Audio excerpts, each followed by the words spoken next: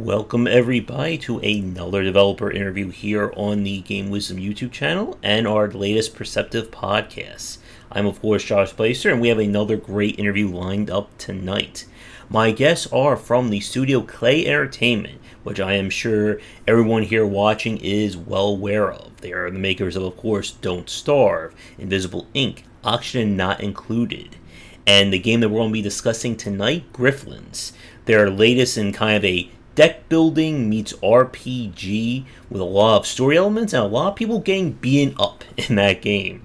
So, please welcome to the cast Kevin and Rasmus. How are you guys doing? Hi, we're very hot because we're on the West Coast right now.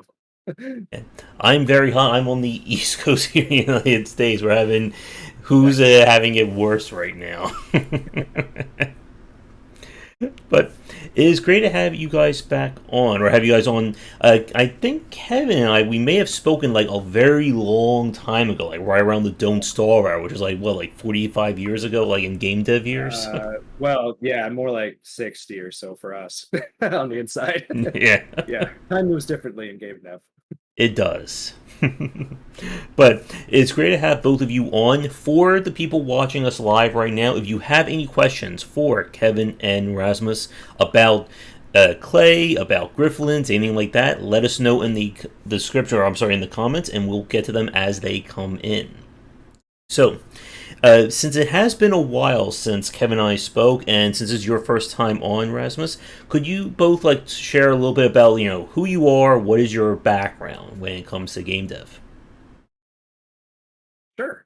So I'm Kevin. I work at Klei Entertainment.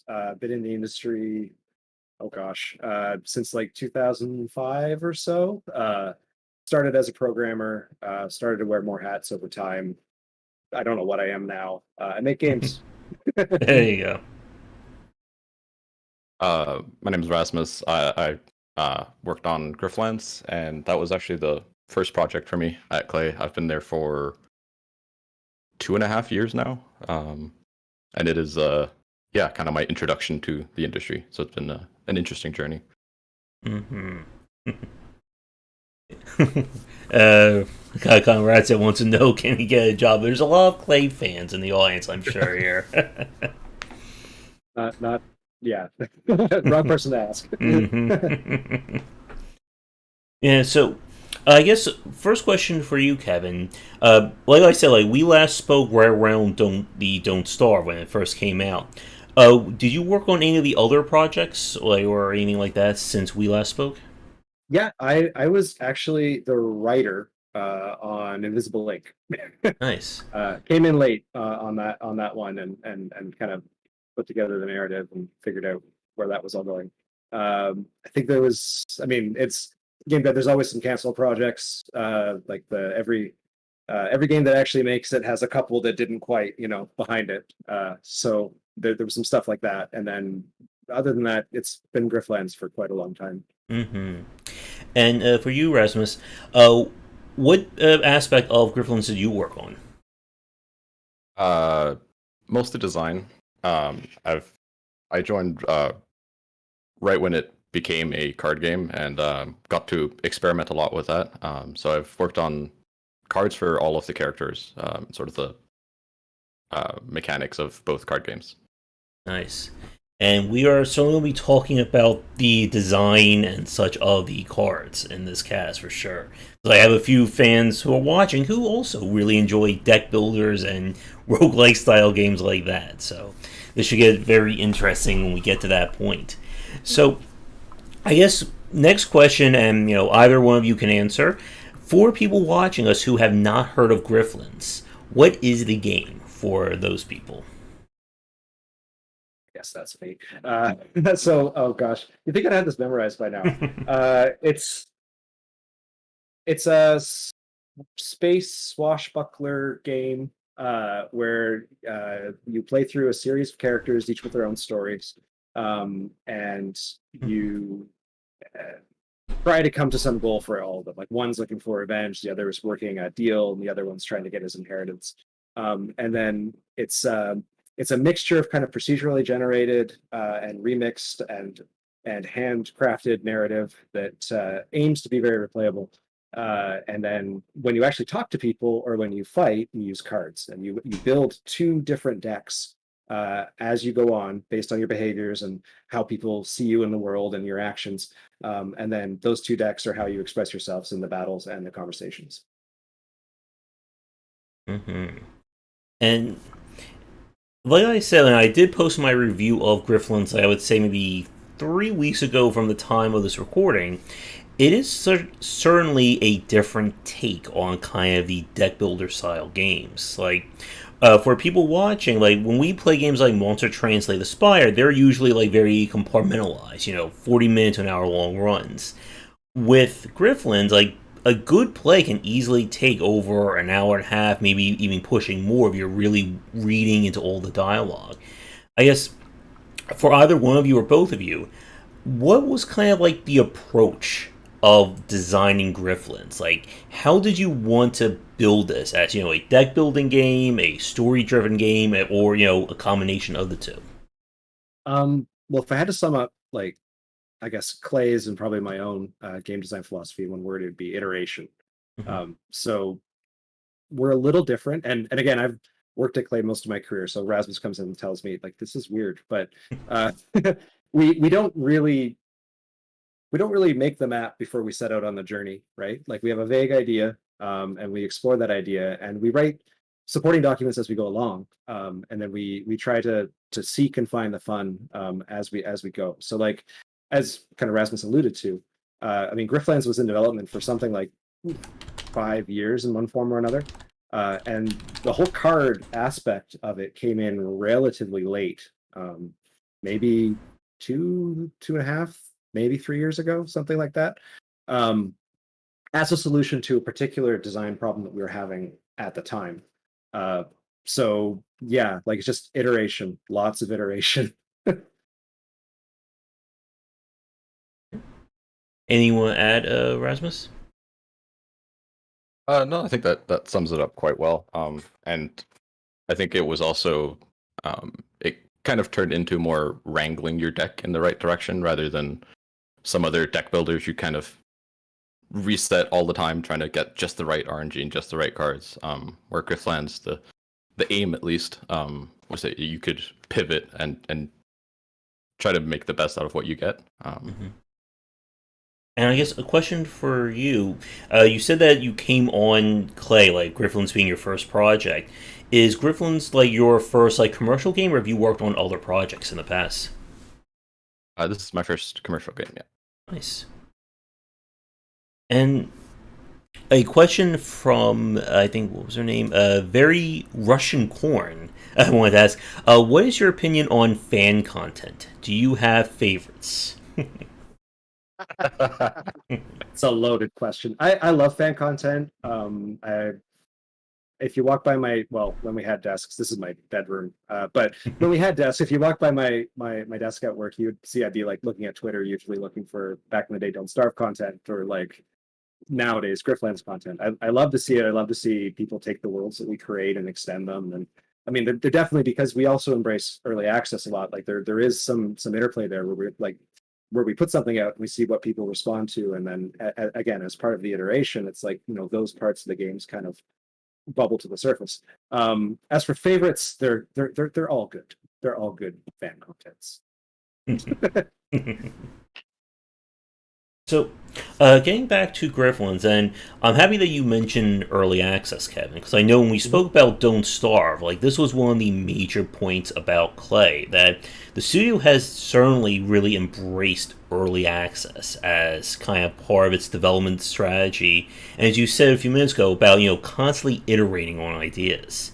So, with Grifflands, I guess my next question is, how has the game, or has it changed at all from kind of like the original concept when you guys and Klei kind of first came up with it? Well, I mean, like the original concept was, I guess, if you're a game developer of a certain vintage, you want to make that game, and that game is the every game, right? It's like the game where it's open world and you can do this and you can do that, and it's kind of like Sid Meier's Pirates back in the day, and kind of like Elite Dangerous, like it's that game. It's usually set in space, and it always fails. It always fails. Sometimes a good game can come out of it, but it's not that game. No one has ever made that game. And we tried. That was kind of like in the beginning, I was like, no, we will do it. We'll make that game. And I wrote some documents, and we kind of set off. And then years passed, and that game had not arisen yet. We had done many rabbit holes. Like I remember at one point I was programming supply and demand curves for commodity trading that would reflect your actions. So like if you're walking around on the map and you intercepted a shipment of goods to a factory and you stole them, then that would change the price down the line in these other locations. And I was really pleased with myself. I got that working, and like you could bring up debug tools and you could look at the little graphs change, and I could show people, and they'd be like, okay, what is it like for the player? And I'm like, well, it wasn't. It wasn't for the player. It was for me. So we kind of had a reckoning at one point where I was like, you know what, this isn't quite this game that we attempted is just it's too much. It's too much. The world we built is interesting. The art is fantastic, but like a game, we need to stop like running around in circles and trying to make every system imaginable and make it these abstract concepts kind of interesting to the player, and actually knuckle down and make something that people want to play.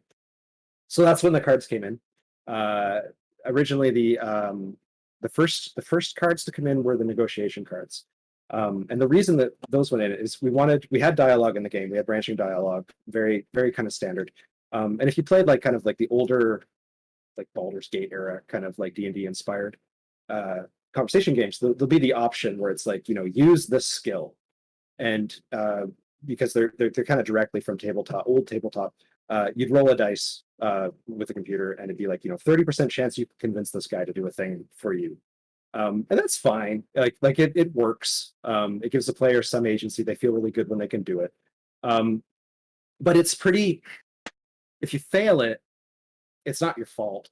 Like I guess you could have built more towards that. But even if you like built up your conversational skill to like 90% chance of winning, 10% chance you're not going to get it, and it's not going to be your fault. It's just random. So we tried to think of a way to make conversational pushes like that interactive and have it be based upon player performance. Like I want to actually feel like I can squeeze out a tight victory if I can barely get it, or I can express myself while I'm trying to perform this task rather than just rolling the virtual dice. And we went through a bunch of prototypes. We tried some literal dice-based ones, like it was like dice in a cup, and you put more dice in depending and pull it out, and you had special actions and parallel economies of like favor tokens and all this stuff. Again, iteration. We tried lots of things, and then eventually we kind of ended up with the card game, kind of inspired by Dominion. Games like Slay the Spire popularized it a lot. But I guess, is it deck hand building? The game where you'll pull the cards into your hand, and then they go to your discard and then shuffles around. I forget the technical term for it. But that seemed to work pretty well. And then we iterated on that some more, and we ended up having like deployable arguments and all this, and then finding ways to kind of weave that into the narrative itself, so it feels like you're actually doing at least a little bit what your character is trying to do. And then that actually worked pretty well. And we had at the time, we had that, and we had kind of like JRPG inspired combat almost, with like, I think it was like Grandia more than anything else. It had like burn down timers for actions and all this stuff, and it was fine. Like it wasn't anything anyone would be too excited about, probably. Like we actually took it to PAX in like 2017, I want to say, and like it was playable, but there wasn't kind of a spark there. And like again, it felt more like I play my best attack every time, and eventually the health bar goes down, kind of thing. So given our experience with the negotiation card game, we thought, well, why don't we just do two? Why don't we see if this works for combat? And so we did. We tried a couple things with like teammates and mixing decks and whatever, and we eventually settled upon the system that you just can play in the game now. And then since then, it's been pretty straightforward once the card mechanics were in place. yeah, it's just been a small incremental progress, and then adding lots of content. Like I love that part of a project where the kind of the core design questions are solved and answered, and then you just like, okay, now we make content and we balance the content, and we try to make stuff that's engaging for people to actually play with. But we're not answering like fundamental questions like, what kind of game are we? Yeah, it's important to get that answered very quickly in game development, as I'm sure everyone here is well aware of. And you gave me a lot of like really good like points for like follow up questions there, Kevin. I'm trying to think where to start with. I guess I guess here's one thing. This is more of a general game dev question. With like as you said, with like how the original concept for Griftlands was, and that kind of need to iterate and change it. I guess for developers listening to us, how did like you and the team kind of come to that decision of, yes, I like this, but I don't think this is going to work from a design standpoint? Because I feel like this is something I think a lot of developers tend to struggle with. That the whole, it's your baby. Is it Yeah. when is it time to throw the baby out? I guess. Yeah, it can be hard because everyone comes to a different conclusion at a different time for that, and like kind of just honest and open discussion about it. I mean, you can't argue with the pages on your calendar turning. Like eventually, it's like, okay, this isn't a game yet, so something's wrong. We need to change something. Thankfully, at Klei, like Klei is organized. We have multiple projects going on at one time, and there's kind of like an oversight, high level oversight for all the projects, and like eventually, they kind of step in and be like, okay, guys, let's let's throw the baby out or change the water, and that's kind of what happened with us. You need to save the game developer from themselves. Yeah. So, talking about getting to kind of like discussion about the card system. One of the things I like, the idea of having like gamifying conversations, like gamifying non-combat options, is something that I find interesting. I think right around the time we spoke about Don't Starve, I remember playing the game Renowned Explorers. This was like a tactical RPG where their whole thing was you could either beat people up or you could, emotionally manipulate them and use like and try to like get around combat like that. Now, their system, it was all kind of one the same. So, my attack skill would kind of function the same way as my conversational skill.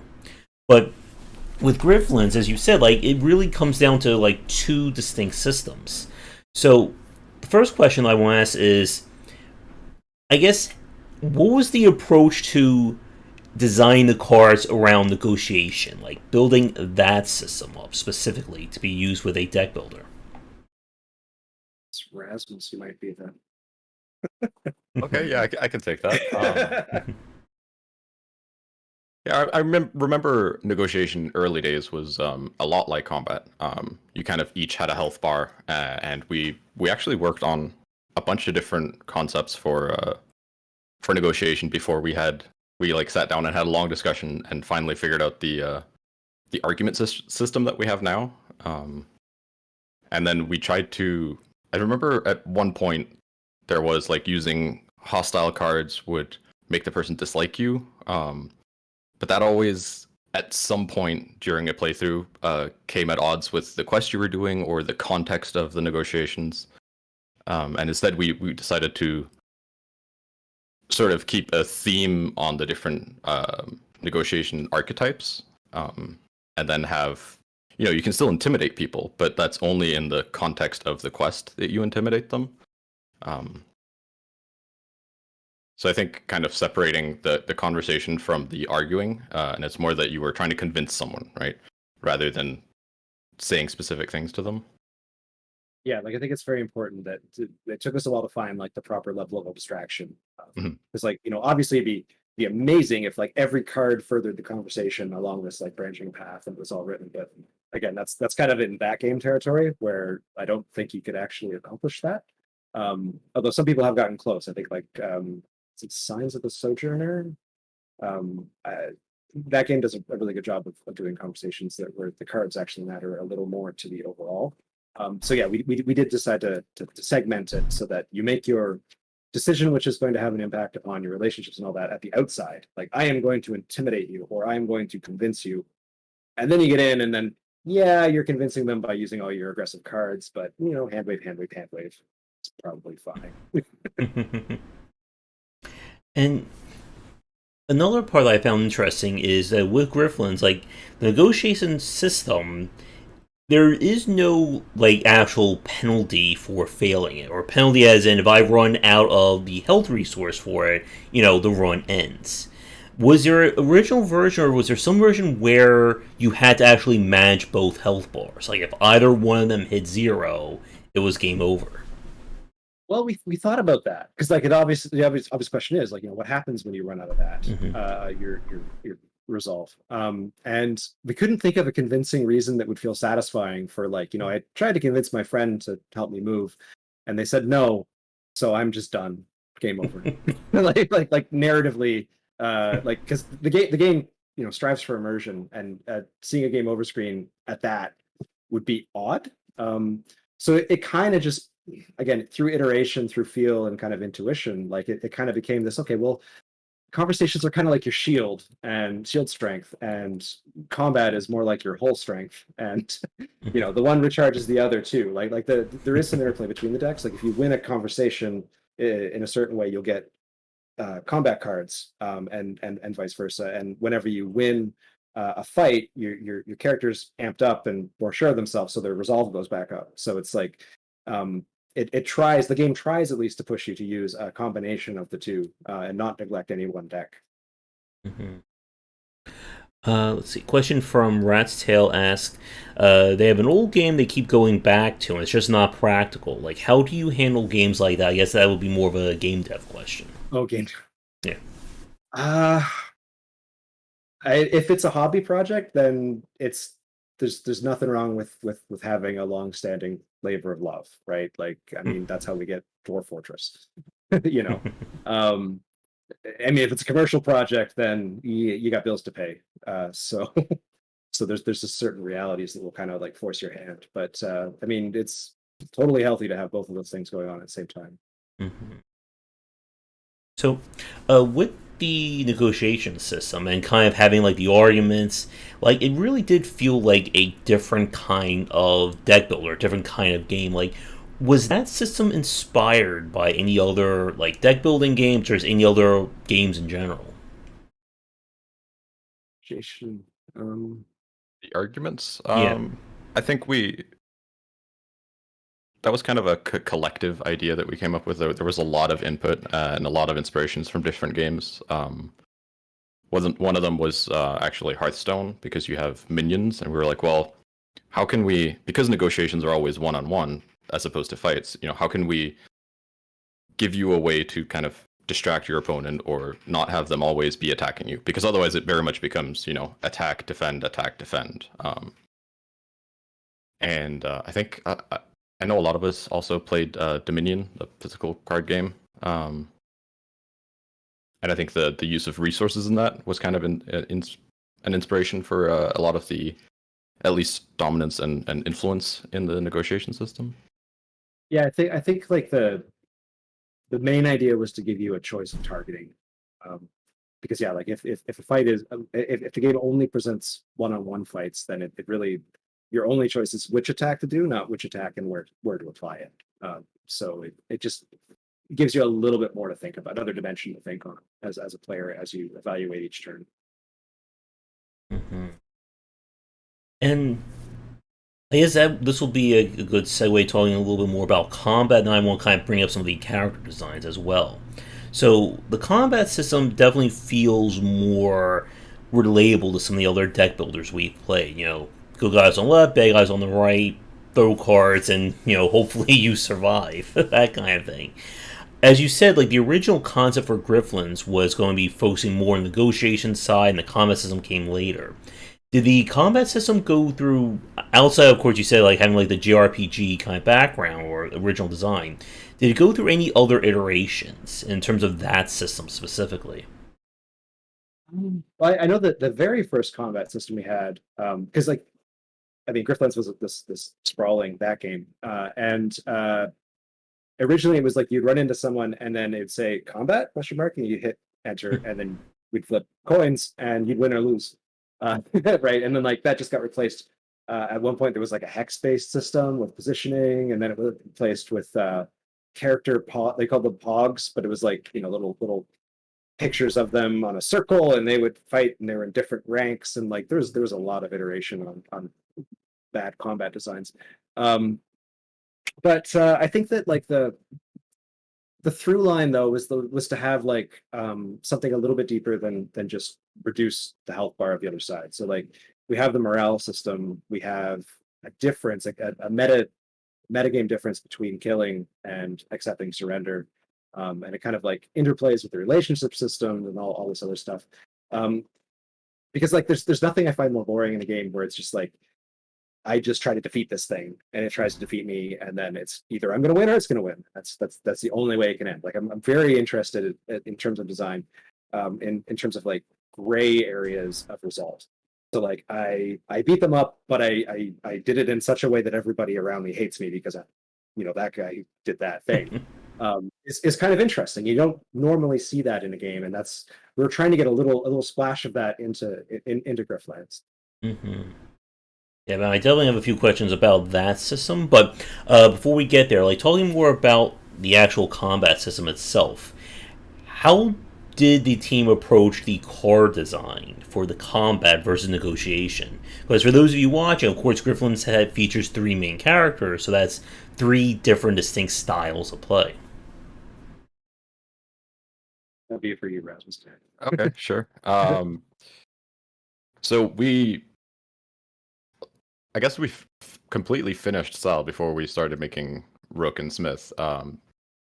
And while developing Sal, we went a lot of different directions with cards until we figured out what kind of worked. And I think the design process that worked for us was focusing on specific themes. So Sal is usually either combo or bleed, and then discard came in later. And those just kind of seem to fit aesthetically with the character and with her personality, and then we try to build mechanics around that, build conditions around that make sense. And I mean, at the end of the day, all card mechanics are kind of going to boil down to like damage per turn or reduction of some number. There's a lot of different ways to sort of frame that to make it more interesting, and make it fit the character a bit more. And then it was just a ton of iteration and a ton of input from everyone. There's a lot of playtesting, different versions, and a lot of card ideas that didn't work. So we kind of picked the best ones and then ran with that. Usually, my card ideas were the ones that didn't work. Like, hey guys, what if this card didn't? No, Kevin, no, that won't work. Let's see. Rat tells how many cards does each character have? Ooh. Lots. That is a good question. Yeah, I haven't counted lately. Many. I'd have to look it up. I think it's somewhere around 100 for each deck type. I believe. But they all also upgrade in 2 directions as well. Yes. There's all the card if you count all of the card upgrades and all the items and stuff like that, there's a lot more. In the game, we do have a compendium where you can look through all of them to kind of get an overview. And speaking about the upgrade system, if you could clarify this for me, when the card does upgrade, does it pick from like 2 random upgrade paths, or does each card have like 2 distinct upgrade paths? It depends on the card. Okay. Your starting basic cards have kind of if you look at them in the compendium, it'll tell you they have kind of a pooled upgrade. So like for like your basic stab SL, I think there's about 10 variations that it'll pick 2 of those for this particular card, this particular run. For the cards that you draft though, like they generally just have 2. Okay. Yeah. And that was just to give a little more variation, because everybody starts with the starting cards. Like you want a little more direction that can go in. And it was also to avoid, in a lot of deck builders, like your starting cards, you just kind of want to get rid of by the end of the run. Like if you still have those cards at the end of the run, you probably did something wrong. Yeah. Whereas, Sal Stab, if you're upgrading it into a stab with bleed and you're making a bleed deck, that's perfect. You can keep that forever and it'll still work. And speaking about the upgrade system, one thing that I found very interesting was you had the option of you can upgrade the card so it does a whole lot of damage, but then it destroys the card or removes it from your deck. And as you just said, as like fans of deck builders who are watching probably know, card removal is an essential point of a lot of these games. You don't want to have fat in your deck, especially if you're trying to go for those specific strategies. I guess, what was the decision to have that option? Because it's not something we normally see in deck builders. Usually, if you're going to have deck removal, it's at a shop, it's a limited event, it's something along those lines. I think we have all those ways too. Yeah. It was just another. I mean, when you have to come up with that many card upgrade ideas, you throw a lot of spaghetti at the wall. So that was just one of them. It's like, yeah, that's perfect, great. Because you don't see it all the time either. You can't rely upon it. It's just odds are you'll get one or two card that would do it.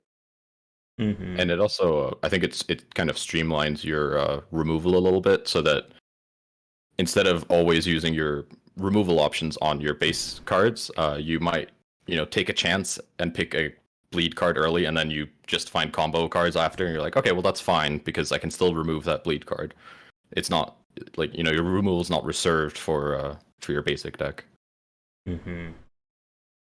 So here's a question I'm sure you guys have been asked by people before. Like, do you have a favorite character or favorite deck style when you played Griftlands? I mean, Smith's fun. Yeah. Slug, alien, Kradeshi that you get at the last. He's written to be the fun one. So he's kind of fun. He eats a sandwich and then poops out money. That kind of game. Nice. You, Rasmus? Yeah, I think Smith is definitely my favorite character. In terms of card play, I think Sal's discard deck is one of the most satisfying for me to use. I just really enjoy setting up all the little parts of it and getting kind of an engine going. But yeah, Smith, both character-wise and story-wise, is definitely my favorite. He was a lot of fun to work on as well, which is part of it.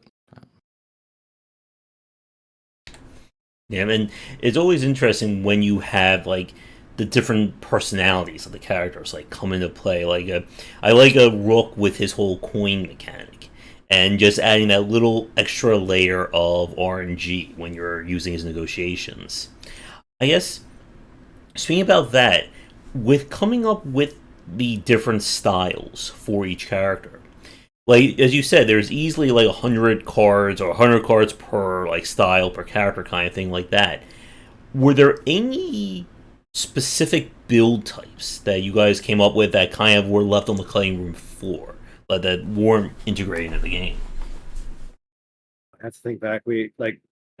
Sal's development was, it's kind of like a band's first album, right? It's Sal's development was 4 years, and all the stuff that got winnowed down into Sal, and then we had to do 2 more pretty quickly.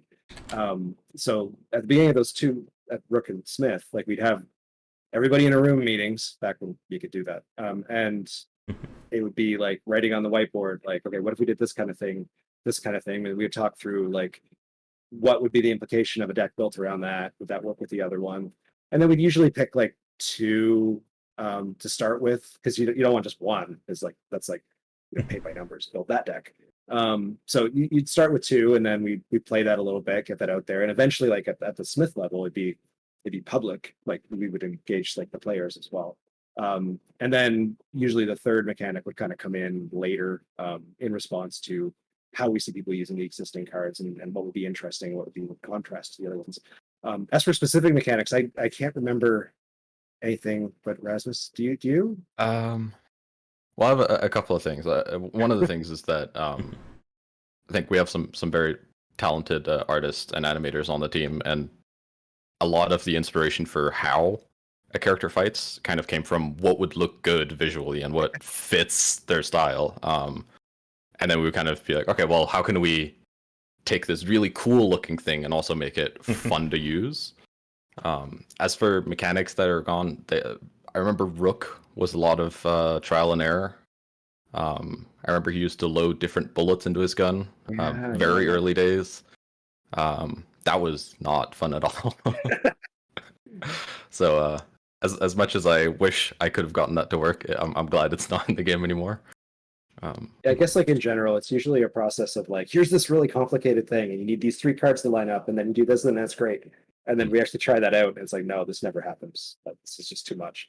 and then it's a process of finding the core of the good idea in those things and simplifying it down to something that's understandable by players and that we can show like visually as well.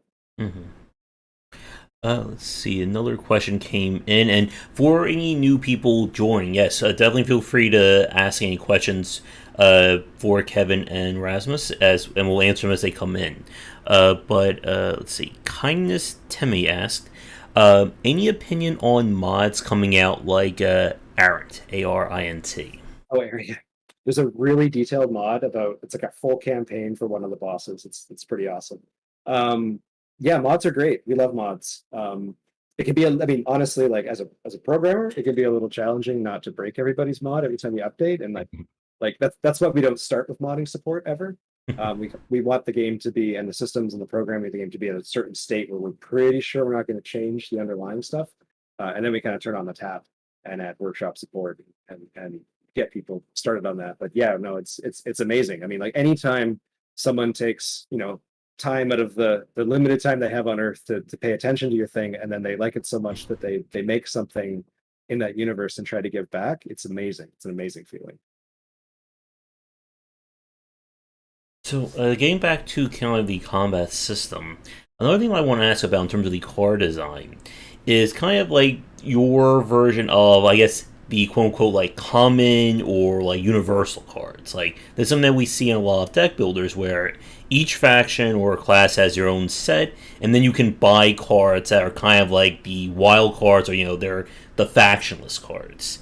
So in Griftlands, of course, you can find them at shops. You can sometimes get them from character rewards, and some of them have like limited time use. Some of them can be used infinitely. What was like, given like the narrative and the character design of the card systems, how did the general cards like kind of fit into that? They're mostly items. Is that right, Yes. Rasmus? Yeah, they're items or loot. Mm-hmm. Yeah, there's a lot of death loot, and a lot of items. I think initially, because we just had Sal, when we were making Rook, we carried over a lot of the items, and at some point it was like, well, it can't just be the same for every campaign. So there's a lot of items and death loot that's specific to a campaign, or specific to a certain character class. I mean, they can link into each other in unforeseen ways. Yeah, the content goes in brawl mode, for example. But yeah, like you tend to find bog stuff in Rook's campaign, like New Deltree stuff and Sal's campaign. Okay, and I guess making them like limited, were there any specific like bounds concerns in terms of how much do I want this item to matter versus it's like a 2-shot or a 3-shot and then it's out of your deck forever? I think it was we just wanted them to be impactful and temporary. They're like grenades. I mean, a lot of them literally are grenades. Yeah. But yeah, it's like hey, here's an item. Don't think too hard about adding it to your deck. You can remove it for free if you want. And you can just use it up, and it'll get out of your way. It was meant to be a supplement to your built deck. Yeah, I think a big part of it was also being able to give out a reward for something without like permanently altering your deck. Because if you, in any deck builder, if you offer the player a card, they're going to think about like, am I going to use this? Do I need it? Is it going to be bloat? With items, you can just remove it from your deck, or you can use it up and it'll get removed on its own. So it's a nice kind of little reward that's not just money that you can give the player. Mm-hmm. Let's see, another question from Rat's Tail. How do you think is the best way to enable and support mods at a technical level?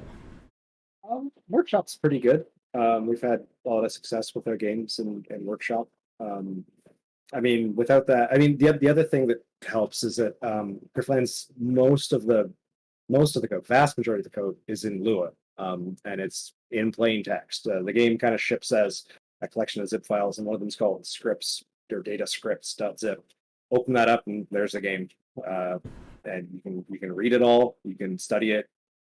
Don't look too closely; it'll make you a bad programmer. But yeah, it's right there for you to poke at. Right. Oh, and debugging tools, like the same debugging tools that we use. Like we have a integrated console. You type if you start the game up in debug mode by going --debug, you can go Control tilde and it pulls down a REPL. So you can just type Lua in there, explore it. And then we have all sorts of like kind of Lua-based inspectors for all the stuff in the game. So the tools that we use are freely available. All right. So I guess we've spoken about combat. I think this is a good time to talk about the other side of Griftlands, and that's kind of more the story or campaign progression. And one of the big things that kind of separates Griftlands from the other deck builders we've played is definitely the character interactions. You mentioned, of course, earlier that, if you fight somebody and you kill them, everybody around you kind of hates you for that. And the whole kind of relationship system is kind of like one part of the relic or artifact system that we see in other deck builders. That you get some item and it changes how your character behaves. With Griftlands, as you said, like originally it was going to be more of like this open world epic kind of game. How did like the whole like conversation or like the whole, I guess, alignment or ligament kind of character relationship system come into play? Well, it's the result of iteration, to be a broken record, and simplification. When it was the sprawling game with more systems than players, there was this screen you could go into, and it looked like like a spy movie when they have the corkboard, or like a procedural movie, and they'll have like this person knows this person. There's a line between them, and then this. We had that, and it was this screen, and everyone would show up on it, and everyone had an opinion of everybody at all times, kind of like Crusader Kings. But we would show it all, and you could move things around, and it was all down springs. It was very tactile. It would make it wobble. It was kind of fun, but utterly inscrutable. Like you looked at it, you're like, well, what happens if oh gosh, I can't actually. Yeah, it's like, well, if I anger this person, then their friend's that person, but their other second degree friend is this person, and then but they're enemies of this person, and so by net, and it's just like galaxy brain stuff. And we couldn't make a fun game out of that in the time that we spent on it. But the idea of like everyone has a friend, and your ideas have like the player's experience of like if I kill someone, which is it's broad strokes, so it's a video game, right? If I kill someone, their friend's going to dislike me. Well, I mean, the dark secret of Griftlands is that person doesn't have a friend before you killed them. We actually find that person at runtime once you kill them, right? Because it's much easier to show you like you're going to have someone. It's going to be in their faction. You can kind of predict what kind of boon or bane it's going to be, but there will be a result if you do it. If you leave it up to simulation, then you have the corkboard with like the dozens of characters all fully connected graph. And you need to have that simulate, and it needs to look good and be right. And then it also needs to set up before the game starts. And like half of those people you're probably not going to meet in the course of a runtime. So it's just wasted effort and overhead. It bloats your save file and makes your computer run slower. But then also like in terms of development, like you need to get that right. You need to get that simulation right. And then you need to get that simulation fun. And those are two very different tasks. And they're often incompatible tasks. So like, what the tack that I took was that what matters is what surfaces to the player. And if it seems consistent to the player and it seems deep to the player, then it is consistent and it is deep, and they will interact with it. So yeah, it's very much like a simulation from the surfaces inwards rather than a core like system that then you kind of put a game on top of. And the whole kind of, like and hate kind of system and having that drive the decision making, I guess, in terms of like that kind of influence, because one of the things about Griftlands I think kind of separates it from other deck builders that we've played here is that it's usually not one thing that's going to, make or break your run. We've played plenty of deck builders where, quote unquote, Heart of the Cards comes and we get that one magic card, that one artifact, and then suddenly the run is possible.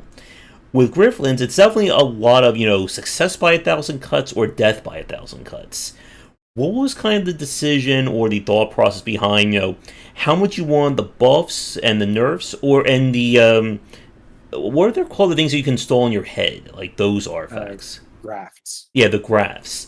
Like, what was the decision about like how much you wanted them to be impacting how the game plays out? Well, I mean, like the graphs in particular have a rarity. Like Hmm. there's boss graphs some characters can get at certain times. And those shape quite a bit. I mean, like Griftlands is a really weird beast, right? Like it's got this huge like narrative end and immersion end, and it's got this deck building end. And like the two parts of the game often seem to be fighting each other. And like if you're really, really in like your thing in games is deck builders or your thing in games is just straight up narrative, you might you might not like when the other half of the game kind of impinges upon the part that you're really liking. So like like as a pure deck builder, like it's there are compromises made in terms of that to support the narrative, and in terms of narrative, there are compromises made to support the other half as well. So it really like we didn't want to dictate too much for the choices that the player would make. Like, I mean, I guess like as a designer, the thing that I love the most to make a player do is make a choice between how they feel and what they want. So like they're playing this game. We use all the designer tricks in the book that we know to make them feel something for these characters. Like Chester and Don't Starve, or or like Marif, the poor bartender who's put upon by Smith. But then like we give you the constant ability to portray them for mechanical gain. And like most people won't do that, right? Some people will do that and then they'll feel bad afterwards. But like that tension there is interesting to me because it's like, is this a game? Does anything matter? Like I mean, we're building stories and we're letting you inhabit these stories. And like on some level, they do have to matter a little bit to you. Otherwise, I mean, you're just playing like a spreadsheet, right? So yeah, like I think like if you look at it, like almost all the games that I've been involved in, that there's always this tension, where it's like uh, two halves of the game kind of forced together that are fighting, but the fighting is good in how you experience it and the choices that it tries to make you make. Okay. And another part, like in terms of like balance, like we haven't really spoken too much about like the enemy designs. I'll get to a rat's tail's question after this one, but in terms of designing the enemies that players are coming up with, like we've seen different approaches with deck builders. Some will make the enemies like very similar to the players. Other games will just go, this enemy will use abilities that you will never ever have access to. What was kind of like the approach and like how you settle on what you want enemies to do in Griftlands? I can talk a bit about that, I Yeah. guess. Okay. Yeah. Because I actually just remembered that I'd totally forgotten about this, but enemies used to have cards. You used to see their cards, and they used to play them from their hand, which was interesting. It was nice to see that parallel between the player and the enemy. Until you realize that the enemy is doing really stupid things with their cards, because you can see their cards. You're like, well, that's not what you should be doing. But it also was a little bit then the player wants that, and how do you figure out how that works? And if they're all just kind of boring cards, why are they even there? And that's kind of where we ended up going, was why do we need to show this card? And instead we made attacks more focused on how they affect the player. Specifically for bosses, they almost all have some unique mechanic that they apply to the player, or a unique buff they give themselves that you have to interact with in some way. And I think interaction was one of the big things, particularly for the bleed condition. The player can apply bleed to enemies, but if an enemy applies bleed to the player, you actually get bleed cards, because that way you have something to interact with. If it's just a debuff on you that takes down, it's something you have to consider, but it's not really anything you can do much about. And I think that was the approach to most of our enemies and most of the bosses, was how do we give something the player can do, like give them almost a side objective during the fight. Yeah, I think that, like, to kind of build on that, I think that single player games for me are kind of inherently asymmetric. Like we don't have to care about fairness for the AI. Like they exist so that the player can have fun and to present interesting challenges. And like, their AI is more about acting than it is about winning. We don't like if they wanted to win, they could. If we wanted to make them win every time, they could, but that wouldn't be any fun.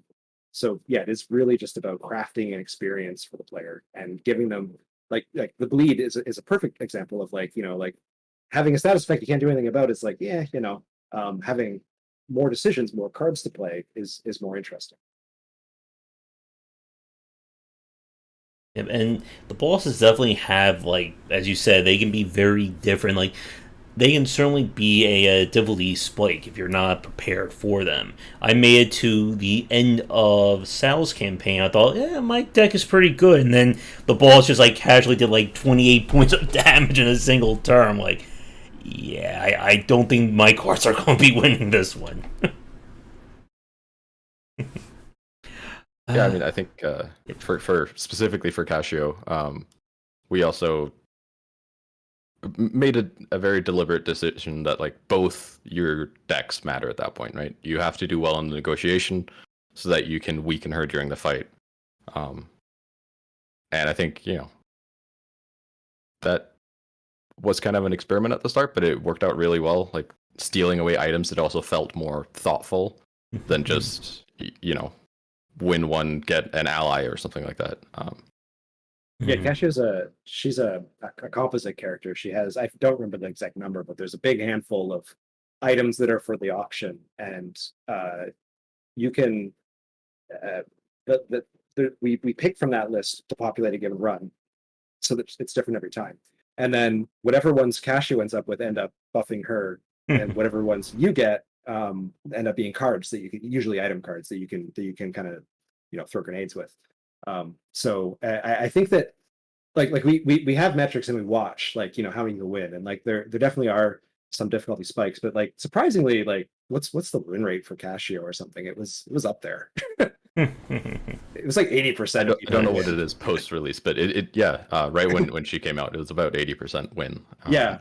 So I think that like it can be perceived as a huge difficulty spike if you brush off the auction or aren't paying attention to the specifics. So, but yeah, like we struggled against like the player base for this game is either like really focused on cards and really good at cards, or like cards are whatever. I like the story and decisions and stuff, and balancing it for those two people is very hard. Yeah. Like we struggled with like everyone's beating the bosses first try, like for a long time. Yeah, but I definitely want to ask about kind of the replay value. That's something which I want to bring up in a few minutes. But we have a few questions that came in from chat. Let's see. So Rat's Tail asks, do you have a preference for working with a custom engine or a pre-made engine, I guess, with your games? Which answer do you want? Ask either of us. You go first, Rasmus.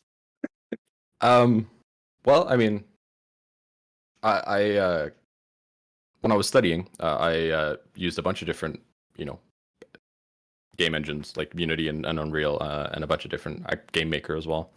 And I've done a couple of game jams recently, and using an engine for small projects like that is definitely advantageous. It gets you right into the fun parts of game production, I'd say.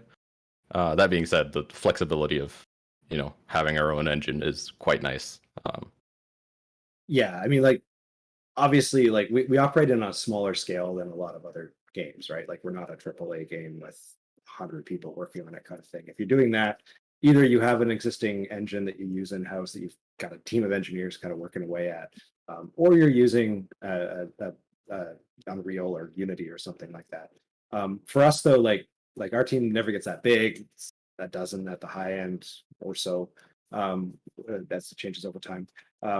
Having a custom engine lets us have exactly what we want. And I mean, like the engine that runs Griftlands, I mean, it's the Don't Starve. It was Don't Starve. You can go back in Subversion all the way back to like initial check-in for Don't Starve, like back in 2011 or something like that. But it's been upgraded over time and changed and had like the rendering backend switched out a couple of times. But yeah, like for me, like because we're working in kind of the 2D space and like it's not, the technical requirements aren't like super arduous. And we have this engine that we've been using internally since 2011 or so for these games, then I kind of prefer the custom thing. Like just because like if you have a problem, I have some pretty smart colleagues who can fix it, and I don't have to like pay for extra support or wait for other emails to come back or whatever. I just ask my colleague to fix it, and it gets fixed. All right. Let's see. A few other questions from chat. Also, as a quick heads up for people watching, I'm noticing like OBS gave me some spikes. Let me know if the stream gets a little bubbly or things start to mess up. Don't know, maybe it could be the heat around or maybe frying the internet. Let's see. So, a few questions about, I guess, the character designs now.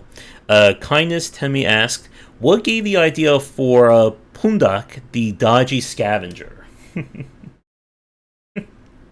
Oh, Well, probably started as the mechanic, right? yeah, I mean, Yeah. the mechanics of that character was how it sort of started. We used a temporary character for a while, Yeah. as sort of a way to bring in items and crafts from a previous run, just because that was an interesting narrative point to have and a cool little like special event for players to get every now and then, and also gave a perceived power spike, I think. You get a graft for free from your previous run and you're like, oh, this is really good, but chances are it might not be perfect for your deck, and it doesn't skew the difficulty that much. I think visually, we had that in for a while and then sat down with an artist. We were like, what's the weirdest, coolest looking, like mysterious person you can make? And it worked. Yeah, so like started as mechanics, eventually got some art, eventually got some good writing from our amazing writer. Like, yeah, it's it comes in layers. All right.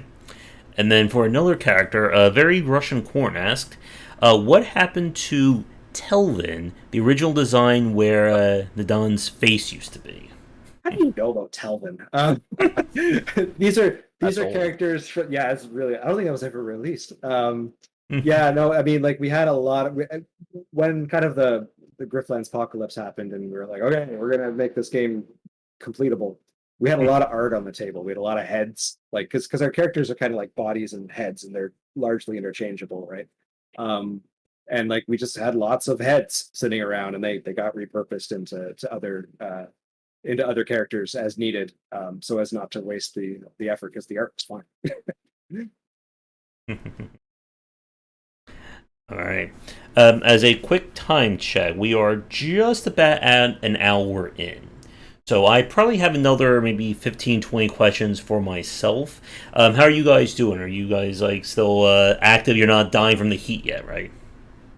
We're up on another degree. I think I'm fine. Yeah. All right. So I figure at least from my questions, at least another 20, 25 minutes. Again, if chat has any questions about Griftlands or Klei, feel free to leave them in the comments. And I'll give a last call warning for questions probably the next 15 minutes for everyone. So one aspect of Griftlands that we haven't touched on yet that I want to bring up is kind of the replay value or the variance between the various runs. As we've said, one of the things that separates Griftlands from other games is the length. That these are noticeably longer play times per run compared to some of the other deck builders that we've played. And because of that, that also has an influence on replay value.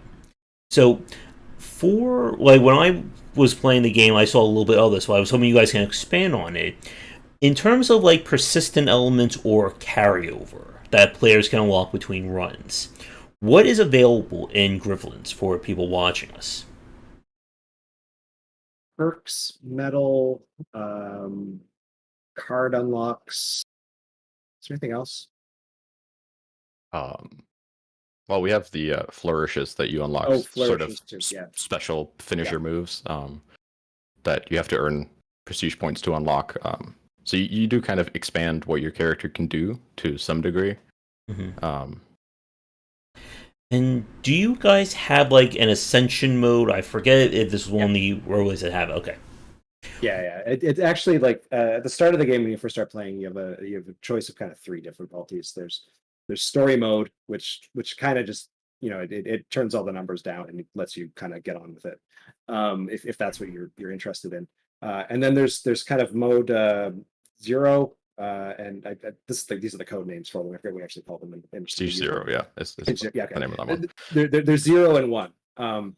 And 0 was the original starting point. And it's mechanically a little more simple. Like it's missing a lot of types of enemies that you can encounter and that kind of thing. And it's like every type of species has a species boon or bane, and they matter a lot more after Prestige 0. Prestige 0 is like, it's the entry point for people who want like the full card challenge, but maybe haven't played other games like this before, and they just want to figure out what's going on and do that one.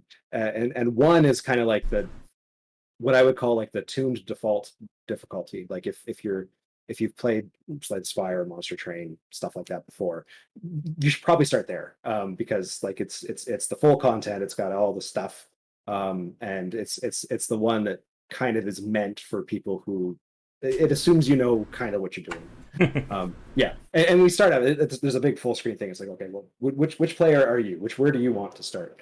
And then once you start beating 1, Prestige 1, then there's up to like 7, I think, in total. All right. And one thing that I always like to ask developers when they have these systems in, how did you determine, I guess, what to give the player to start with and what to kind of hold back with kind of the persistent elements? Let's start with the cards first. I think that's the easiest for people to understand. Because card balance in these kinds of games, obviously, as I'm sure you guys are well aware of, can be very challenging in terms of, okay, what is the quote-unquote starter deck of what these characters look like, and then how do we take this into very different directions without just completely, overwhelming the player or just overcomplicating what our design is? So when we were developing Sal and making all the cards for her, we originally didn't have card unlocks, because it was in development. There wasn't really a need for our purposes for that, but always with the intention of making those. And I think when we got to the point where it made sense to start making these packs, we made card packs that were themed in a certain way that would make them more interesting and kind of hopefully give the player an idea of what they want to do with them when they unlock them. The best case scenario is they finish a run, they get a card pack, and they're like, oh, I got to start another one because I want to get those cards. But we also made sure to take some of the more complex cards, or complicated, the ones that take a little more strategy to get working correctly, and put those further down the line. Generally not necessarily more powerful cards, but definitely cards that had a higher skill ceiling. Like you say, in order to not overwhelm players with mechanics that might be a little bit complicated if you're brand new to the game. Our rarity system also kind of helps with that, and that a lot of the complicated cards are uncommon or rare. So they won't show up in the first draft for the player. They'll usually start showing up if you get lucky around day 2 or day 3. So naturally, even if it's the player's first game, they get to the complicated cards a bit later into it, once they've had a couple of battles, sort of gotten to know the character. Mm-hmm. And in terms of like the metal and kind of the perk systems, where did those two systems come from, and like what was the approach of putting them in the game? I mean, it was relatively late in development that we added those. Like the game was pretty much balanced before they were added, and they kind of came from us looking at our metrics and seeing that, like, players who at the time unlocked Prestige 1 were much more likely to play more Griftlands. Like there was like this big filter of like, people who played a little bit of 0, and then if you get past that, then you play a lot more. So it was an attempt to get to kind of scaffold people up the prestige chain to experience the full game. So you would get subtly better at the game, kind of just numerically, because you're picking these perks, you're picking this metal stuff. And then at the same time, you would then kind of balance that by upping the prestige point, and it would more or less kind of balance out as you worked your way up the chain until Prestige 7, when we take that all away, and that's like the hardest mode that is available to you. right. And let's see. A question from Very Russian Corn want to know: is there any possibility of a DLC in the future? Any particular plans you'll be able to disclose with us? I don't think we're allowed to say anything about that, Oh. sadly. I mean, everything's based on popularity and sales, and yeah. So, um, with kind of the replayability from the story point of view and kind of that kind of content, you mentioned, of course, how different characters can show up and things along those lines. And of course, there are random events that can happen. I guess here's a quick question from like a programming or just a design standpoint. The events that can occur as you're moving from one point of interest to another on the map, are those like randomly chosen, or are they kind of dictated like as a pool from like the start of when you begin a new game? It's a little both. Mhm. So like it's kind of a mainline quest that defines like Sal. Yeah. And Sal's got 5 days. Sal's got a quest, kind of drill down. She's got a quest for day one, and day one has a certain structure. It starts out by offering you a bunch of jobs, and those Hmm. jobs come from a certain pool, and the pool is much bigger than the number of jobs that you're offered. And then the RNG for picking those jobs for which ones get spawned actually takes into event which ones you've seen before and which ones you played, and it tries to show you all the content before it shows you content again. And that's pretty important for making the game feel it makes the game feel a lot more expansive because you don't see like, oh, it's that quest again, that quest again, that quest again. Assuming we fill those pools large enough, right? And then it also has like points like between the time you pick this job up and the time that you finish that job, there will be a random travel event, and when we spawn that random travel event, there's an even bigger pool of random travel event jobs, which again, same system, tries to show you something that is a well, I mean, okay. So they all validate to make sure this is possible to happen right now. Like some are that they have to be early in the story, some are late in the story, some require you need to have an admiralty friend or a spree enemy or something, right? And then it tries to cast characters into it, and it tries to cast them in an interesting way. Like often a quest will be designed that if you have a friend who is of an appropriate level and isn't busy otherwise, we'll use that friend in that quest because that just makes it interesting. And then there's some switches in the dialogue to kind of acknowledge the fact and kind of drive home to the player that yes, this is someone that and there's some stakes there to it. But it also has a fall through, like if you don't have that yet, because otherwise the quest wouldn't spawn very often.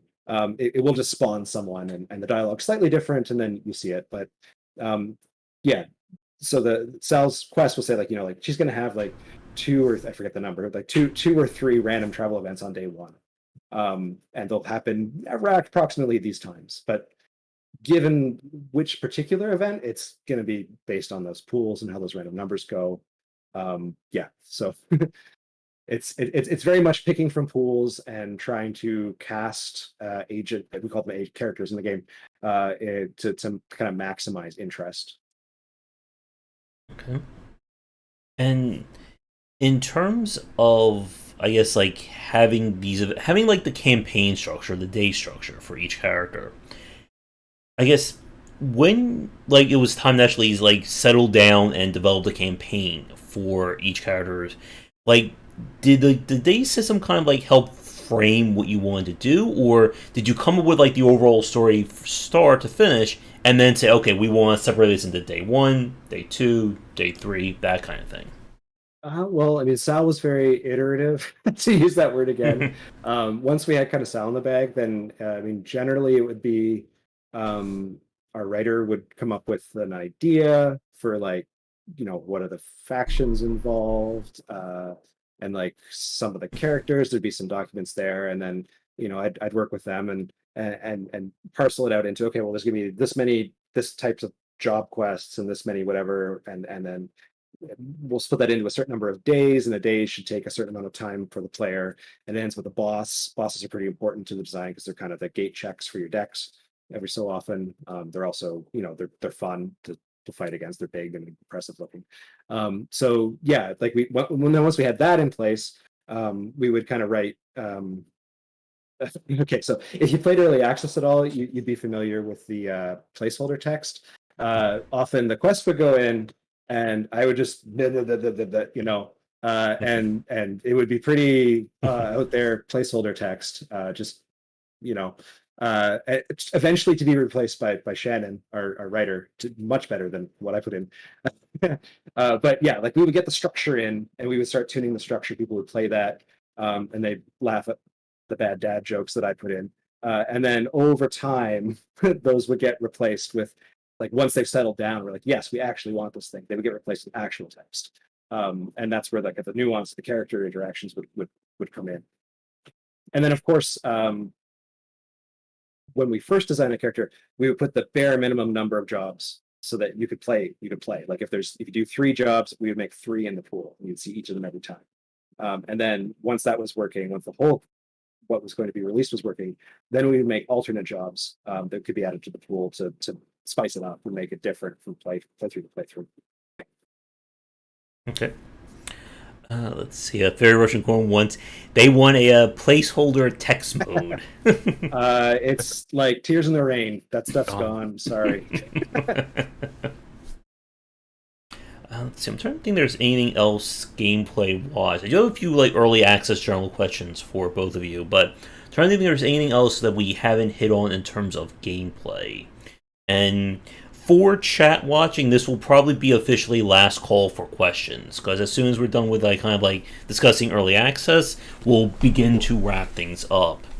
I guess for either of you, anything that we haven't touched on regarding card design, gameplay, anything along those lines that you'd like to bring up? I guess. Yeah, go ahead.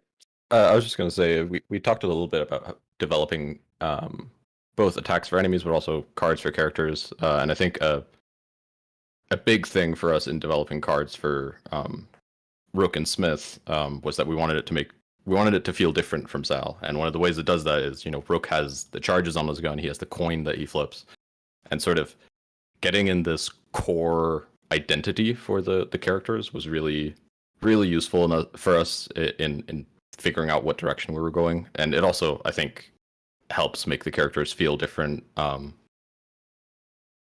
regardless of the cards they're using, right?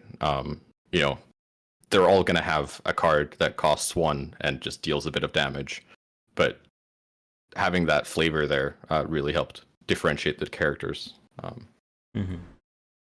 Were there any, saying about that, were there any other characters you guys came up with that you were hoping to put in Griftlands that just unfortunately didn't make the cut? That's dangerous for the fan community. I mean, there's always, like, to various degrees of completion. There's like, oh, this character might be a 4th character, a 5th character, whatever. Smith started as that. Rook started as that. There's like a robot or something. Yeah, it's again, it's very dangerous. Though people will fixate upon it. If we say it. All right. Let's see. Got a question in chat. Before I forget this question, because it just came in my mind about the gameplay side. Regarding kind of the shops or extended features that you build into each campaign, I was hoping you could talk a little bit about what you wanted to provide the player in terms of services. So from when I played as Sal, I saw, of course, you can get a pet. You can, of course, hire people to help you for a day. You can get additional graph spaces. You can, upgrade your pet. What was kind of how did you approach the additional options you want to provide the player with? I think Sal has the prototype for all of them in there. Again, it's just as we were playing, it's like, oh, it'd be really nice to be able to, go shopping at the end of the day, and like, what are you going to use this money for? So we come up with the night market, and then when the other characters came in, it's like, well, we need to have the night market, and they need to be the same characters because people are kind of used to them now. So that came in that way. It's basically just anything that you could need, we needed to give you access to, and then we would usually either time limit it or have a trade-off. Like when you heal to eat, or when you eat to heal, you get gassy and burpy, have junk currency. So nothing's free in the Griftlands. I think it was also in large part to always give the player a chance. The night market shows up before bosses, so you always oh, maybe I can get to the market, I can get a really good card, and that will help me. The drinks and food are always available. because if you happen to get really unlucky or you made some mistakes, you can always go back, and while there is a disadvantage to eating, at least you're not dead, right? So it was kind of like to help players get back on course whenever they failed a little bit. So here's a question I got to ask. I'm sure this will also give some fans some excitement. What do you guys have a favorite pet that you like to hire when the time comes? The biped robots are always fun as pets because you're like, that's not a pet.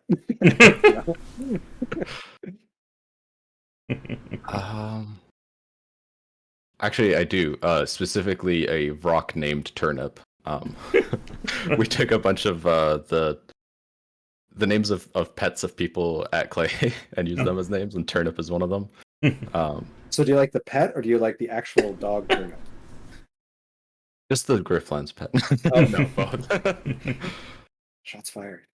And rocks were also one of the first things we had for Sal. It was rocks and coyotes that were the first. Yeah, they're really early. Yeah. Yeah, so they have a special place in my heart.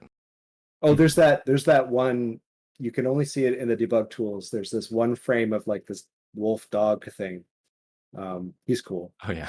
It was just concept art that was placeholder. All right. Let's see. A few questions came in.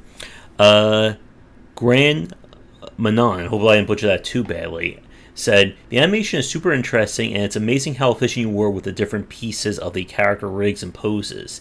How did you guys tackle that, or was it built from the old RPG ashes? Well, that's the Klei animation pipeline that we've been using since Shank days, more or less, right? Like I think there's actually on YouTube there's a GDC talk given by Aaron and Jeff. Aaron was one of the animators on one of the people who animated Griftlands, which goes into detail about how we separate out builds and anims and use skinning and whatever to get them to show. And yeah, like there actually isn't that much conversational animation in the game, but like there's a lot of builds, like different faces and bodies and stuff. And then in combat, there's a lot of combat animation where like that's where you try to like we reuse character to character as much as we can, but then we try to make signature moves and idols and stuff to kind of like bring out the character to the fore. Okay. They also ask, whatever happened to Grendel or whatever the robot's name was? Gradle? Gradle. Yeah. I think he retired to party with Steven. Yeah. Yeah. That's canon now. Yeah, it's just making canon on the fly. Let's see. They also ask, any plans for other media in the Griftlands universe, like comics, animated shorts, etc.? Well, I'm not capable of doing any of those things, so not by me. Yeah, I don't know. I mean, like spiritually, like that part of that lore is probably going to be in whatever like I do next a little bit. Like it may not be canonically the same thing, but a lot of the ideas will carry over. I really like kind of like the relationship system and the dynamic casting quest and stuff. But yeah. I think that's a very interesting point. I think that's one thing that Klei has done really well, is that your art style is so unique and iconic that I think a lot of people do love that idea of like having that extended media. I know, the very shorts from Don't Starve. They mentioned the Hot Lava comics. I remember like the first time I saw like the intro to the animated cartoon for that one, which was hilarious. Yeah, I mean, I'm just very lucky to work with people more talented than I am, right? Like like the sound people, the programmers, the writers, the artists, everybody. That's how you succeed in life, is you find other people who are really good at stuff and then you follow them. Let's see. A very Russian Corn asks, why did you give upgraded fleets a gun? Why would you give a bug dog a gun? I mean, they wanted it. Yeah. Seems like natural progression to me. Yeah. All right. I think with that, I have a few just general early access questions for both of you, and then I will let you go for today. At some point, I do want to have like an updated chat about Auction Not Included, because I know I have quite a few fans of that one. If we put that one on here, that's like another like 2 hours, I'm sure easily. I think we'll all be roasted by then. But Yeah, with early access, we said like Klei has really like gone on, or they really have approached early access as a major point about development. And one of the challenges that I see from a lot of developers is knowing when to go on it. And I know with Klei in particular, like you guys typically wait until projects are further along than I think a lot of other developers do. And for any designers or students watching, I just wanted to ask if you both could like elaborate on what is the decision like to go on to early access versus waiting and letting the game stay in development a little bit longer behind the scenes. I think you never get a second first impression, right? Yeah. So like it has to, for us at least, like it has to give you a certain amount of content, like certain number of hours of play. And it's not a specific number, but like we need to look at the game and say, like, oh yeah, you can play this for like 4 hours, 8 hours, something like that, and like you get a good amount of play for your money at this point. And then it also has to be polished to a certain, for us at least, like polished to a certain degree. Because like once you put a screenshot out there, that might be the lead screenshot on a journalist site for the game once it's released, right? So like you can't take it back once it's out there. So like we always want to get like a certain degree of polish, certain degree of like it's not going to crash, and then also like a certain degree of knowing what is fixed and what will change. So like had we gone early access to the Griftlands when it was the crazy sprawling game with no direction, we'd be in trouble, right? Because like you're at that point you're selling your fans one thing, and then you're saying actually no, it's going to be this other thing now, and I hope you like it. So so like we had to wait, we had to get all that out of our system, and get it to the point where like we know that like okay, it's a deck building game, it's got 2 decks. Was Cell Story complete when we no, it wasn't, right? It was, Was it was not, no. almost, yeah, it was missing the last day, I think. Yeah. So but you had a certain amount of play that you could do. And we had a plan for like I think we took 2 years total in early access on various platforms.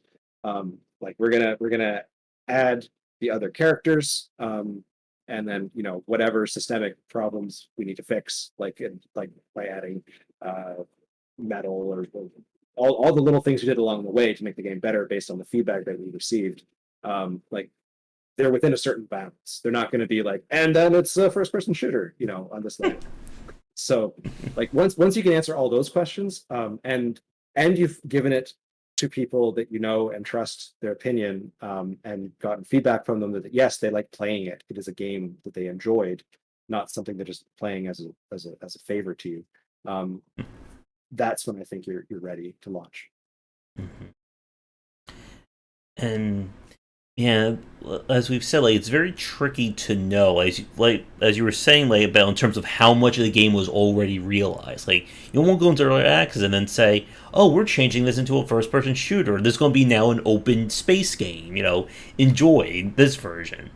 And it is very tricky, I think, to manage that kind of pipeline in terms of having new content, playtesting, and make sure everything works. I know one of the things that Klei does that I'm sure everyone watching this is well aware of is, of course, that you guys give timeline breakdowns of when there's going to be a new major update. I saw, when I was doing the Don't Starve beta, Oxygen, and so on, 27 days until next update, 75 days, whatever. And hey, Soren, thanks for joining as well.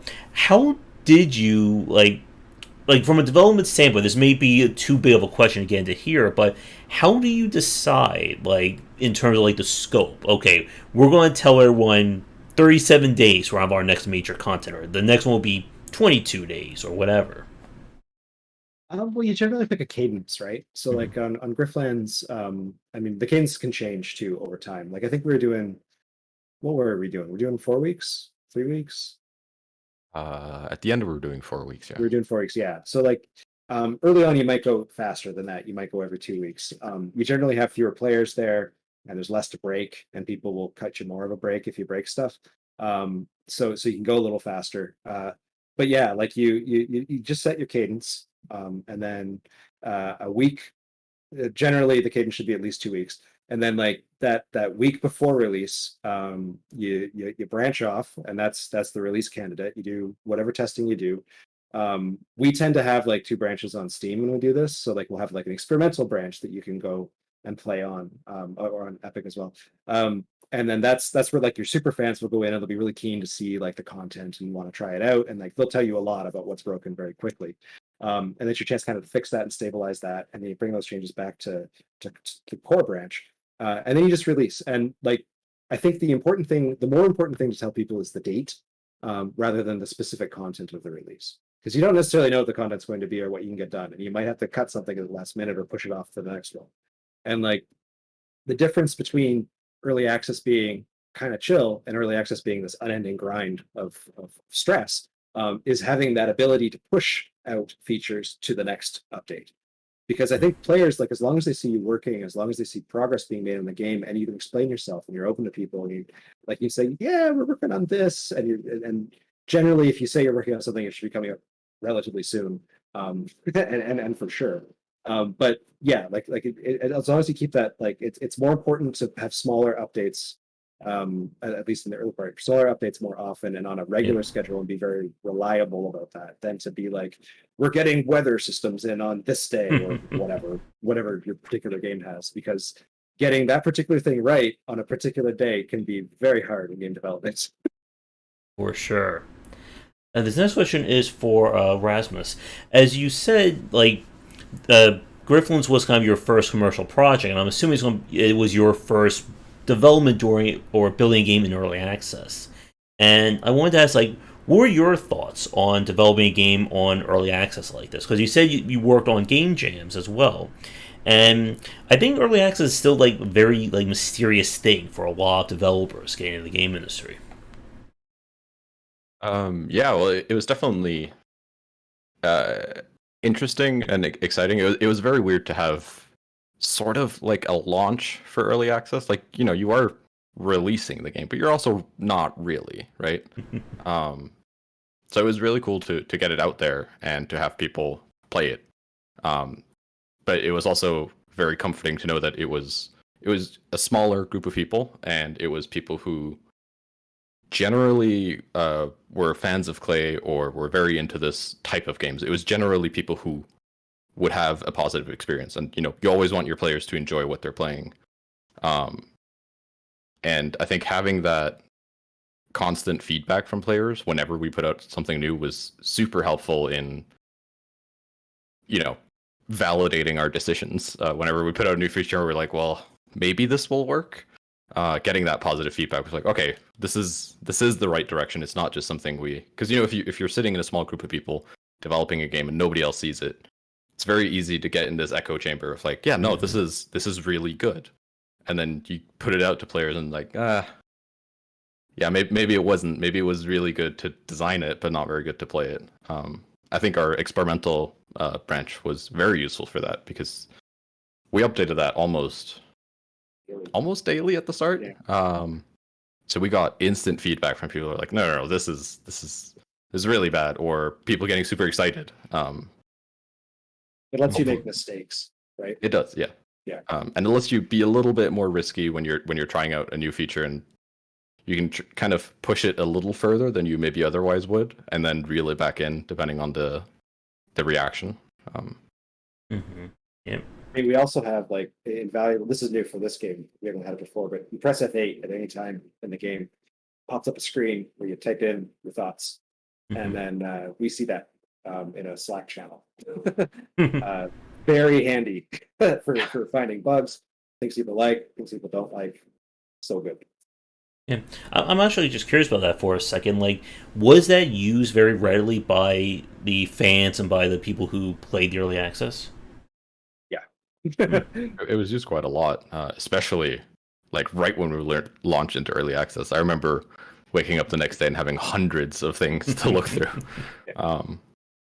But like it was a lot of work to sort of filter out what was just hey, good game, and what was useful information. But it was also hugely valuable to picking the right direction. Yeah. I mean, also gives you repo steps for a bug too. They're like, this card didn't work properly, and there's save games there, and the screenshots there, and the log is there. Just drag it into your game and fix the problem, push it out. And like on the experimental branch, because we're pushing daily, like we could almost fix people's bugs in real time, which was kind of a strange experience. Yeah.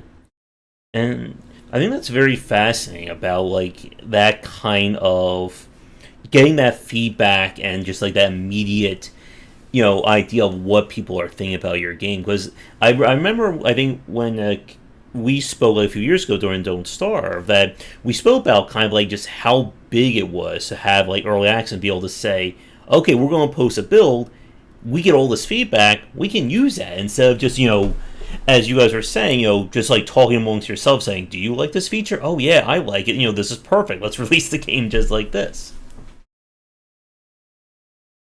Yeah, no, it's definitely like the more feedback. I mean, you don't want all the feedback in the world right at the beginning. You want to kind of open the tap slowly, right? And that's what early access gives you generally, because your audience starts small and grows over time. And like we said, the game is also at that point where you know what you want the game to be. It's not that you're trying to guess, okay, where's this game going to go? You can kind of weigh that with a decision. Because I'm sure, like with any time you have customer feedback, that you probably got, dozens and dozens of suggestions of, we want this in the game, we want that. And you have to weigh that between, okay, what do we want to do and what can we feasibly do? Because I'm sure somebody suggested, let's just make that, turn this into that open world, first person shooter, RPG, visual novel, strategy game. Yeah, I mean, you see patterns, you see aggregates. Like if one person says something subjective, and you're like, okay, that's cool, it's your opinion. But if you see that a lot and a lot and a lot, then you're like, oh, okay, maybe there's something to this, and then you can kind of like talk to the team and take it under consideration and think, well, what is our plan around this? Like, are we going to address? Are we going to add this thing? Are we not pointedly not going to add this thing? Is it some underlying problem with the game we need to fix that is causing people to think that they want this particular feature? Like it just starts the conversation and provides a bit of some data points for justifying your decisions later. Oh yes, for sure. Yeah, and to a newbie Spud comment about being very rewarding to see that turnaround. Yeah, again, as you guys said, like one of the big points about early access is that you want, like, people want to see that there's progress. They want to see that, if the game is like this on, patch 1, it's now, here, maybe patch 3. And it is very tough, I think, for a lot of developers who don't start in early access or haven't really have that background to do it for their first game. So, like, for them watching, do you guys have any tips or any like survival guide strategies for launching a game in early access? Yeah, I think just pay yourself. I think having sort of related to the previous question as well, having multiple sources of feedback is really useful. We read all of the reports from our feedback system, but also there's the Klei forums where multiple people would discuss with each other, and you get a much more nuanced idea of what people are actually feeling. There's a fan Discord that started really early, and there's always a lot of good conversations in there. So you can kind of, if there's opinions you don't agree with, and you can kind of see what other people are thinking in there. So you don't start working on a bunch of stuff that turns out to not be necessary. Yeah, and I think it's most important skill is listening. Like number one thing you shouldn't do is like wade into the Discord and say, no, actually, what you're feeling is wrong. This is what the game is. Like, no, don't do that. Don't do that. Nothing good will happen from that. Just watch, just listen, discuss it with your trusted friends, with your colleagues. Keep the barriers up to a degree. Also evaluating what is worth it and what's not, because even though something might be a good idea, you can't do everything. You can't make the perfect game for everyone. So you got to figure out what is actually worth making, and that can be a challenge. Yep. So I think with that we are over an hour and a half. I'm pretty sure I'm just about out of questions. I would love to pick your brain about kind of like the growth of Don't Starve and actually not included, but again, that's who knows how many more hours of talking we can do here. Um, I guess before we go, anything else regarding, somehow have we missed anything else regarding Griftlands that either of you want to bring up? Just big thank you to everyone who worked on it, and everyone who played it and gave feedback. And yeah, like I don't know if there's much room for altruism in games. Like it is a collective effort, definitely, and you need no one person has all the skills they need to make something like Griftlands. So like I'm just very thankful to work with very talented people. Mm-hmm. Yeah, close enough. Since you just joined, if you do have any like last minute questions, I'll give you like one shot to get them in because we are just about at the end. And yeah, no problem, Fairy Russian Corn. Thank you to everyone who's joined, especially those of you watching from the fan Discord. And like I said earlier, if you do enjoy learning about game design and indie games, feel free to subscribe. And we have our own Discord channel that should be in all the descriptions of these casts. Let's see. Okay, so Close Enough asks, as Sal, was Bleed meant to be so easy to build into and almost be a battle deck for every run? I've done polls on Rag, and most people agree Bleed is easy and the best archetype to build into. That's an interesting question. Bleed was one of the first mechanics Sal had. At the start, it was Bleed and combo. A very different combo from the combo we have now. Actually, we've gone through a lot of iterations to get combo feeling good. I think Bleed isn't meant. There isn't for any of the characters meant to be a default deck. There's kind of, generally speaking, there's two simple archetypes, and then there's a third that's a little bit more complex, but also hopefully more interesting. For Sal, that third one is discard, which I think has a fairly low barrier to entry, but it is more complex than Bleed and combo. And I think a lot of people fall into Bleed because just logically, it's a very easy thing to understand, right? All of the cards deal damage, and you apply a debuff that deals more damage, and it just kind of works, right? Where combo, you have to do a little bit more planning to make sure that you have the resources that you need. I think a good Bleed deck kind of has to take into consideration the same things, because you need to use that Bleed for something as well. But yeah, I think there will always be one particular type of deck that players gravitate towards, either because it's the most fun or because it's the easiest to kind of get started. Because it's always a concern in deck builders, right? You want to start building your deck immediately. Yeah. All right. So if anyone new is joining, I guess final call, because we'll be wrapping something like the next minute. So if you have any other questions, please get them in. While we wait to see if anything comes in, I guess in terms of for people watching, do you have any if they want to follow you, follow Klei? If you have any social media you'd like to promote, feel free. We're both weirdos who aren't really on social media. Personally, no. There is a Klei Discord that launched recently. Pretty popular. If you're a fan of Griftlands, there's also a fan Discord, I believe. Yep. I don't actually know how to find that, but I know it should be fairly easy.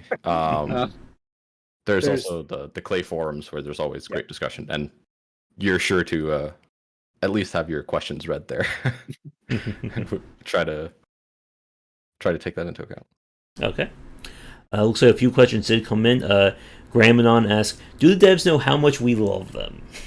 Oh, thanks. That's very nice.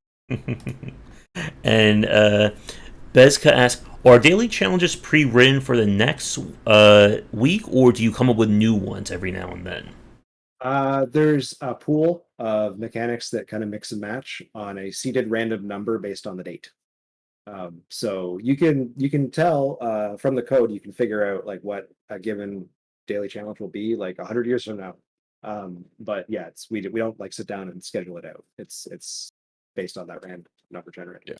They're also sort of mixed together of a bunch of different things. Like there is a quest there, but then the challenges, the feats that you get, that challenge you, and the mutators that you get are also picked from pools. So there's a lot of different variations of each quest that it sort of cycles through. It's how it can work offline. All right. And of course, it was asked earlier if you have any DLC plans. You couldn't tease anything out.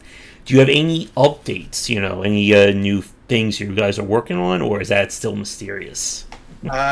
Purposefully mysterious. We are working on a project right now, but we can't talk about it. All right. Very Russian Corn asked, any plans for merchandising for Griftlands? I don't know. I'd have to talk to a merchandising person. I hope so, because that'd be neat. One last gameplay question came from me, and then I promise I won't ask any more gameplay in case we bloom this out.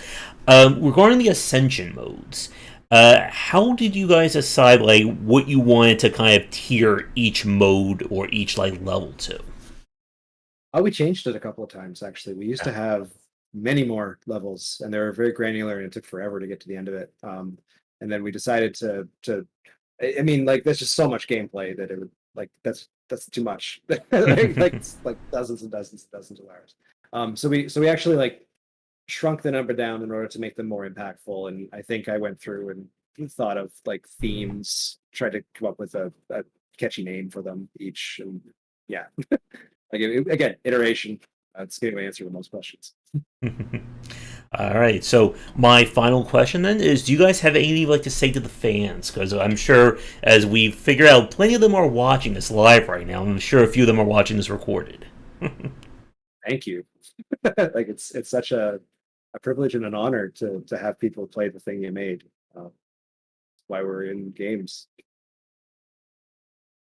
Yeah, a huge thank you to everyone, whether it's the people posting tons of fan art or just the people who are around and say hi on the Discord and stuff like that. Everyone is it's been a very pleasant experience to interact with the community.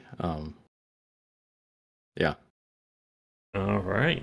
Especially during this time. Yeah. Okay, so I think with that, again, if I wanted to, I can certainly pull up questions from Don't Starve and Auction Not Included, but we are almost at 2 hours for our quote-unquote little talks, so I think we'll end things here. So, Kevin, Rasmus, thank you so much for coming on tonight. If you wouldn't mind hanging on the call for 30 seconds after we're done, so I have a few things to go over with you. And yeah, again, congratulations on the release of Griftlands and whatever mysterious secret projects you have coming up. Thank you very much. Pleasure to be here. All right. So, for those of you watching, thank you so much for joining us, whether you're watching this live or recorded. Thank you to everybody from the fan Discord and the new people watching. As I said earlier, if you are interested in learning about game design and lots of indie games, feel free to subscribe to the channel, check out our Discord, Patreon, all that good stuff. It's linked down below. And if you are a developer working on an upcoming game and you would like to come on to talk about or just talk design, we're always looking for guests for these future casts. With that said, I'll be back later on tonight for my regular game streams and come back for daily discussions on game design here and on game wisdom, where some of the art and science of games. Until next time, take care.